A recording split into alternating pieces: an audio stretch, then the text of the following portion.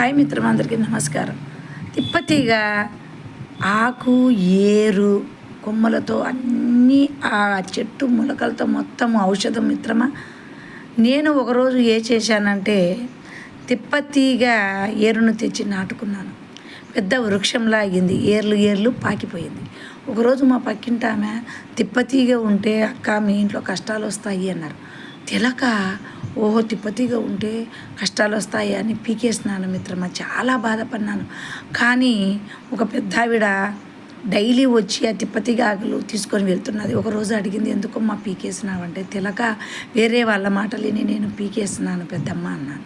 కానీ అమ్మ, ఆ ఆకు వల్ల ఉపయోగాలు, ఆ ఏర్ల వల్ల ఉపయోగాలు, ఆ చెట్టులో ఉన్న గుణము ప్రతి ఆరోగ్యానికి మేలు చేస్తుంది. డైలీ 2 ఆకులు నమిలి తిని చూడు అంటే అలా చేశానండి. ఆరోగ్యానికి చాలా మంచిది అని చెప్పింది. కానీ నేను తిప్పతీగ ఆకులను మళ్ళా మొలకే తెచ్చుకొని నాటుకున్నానండి.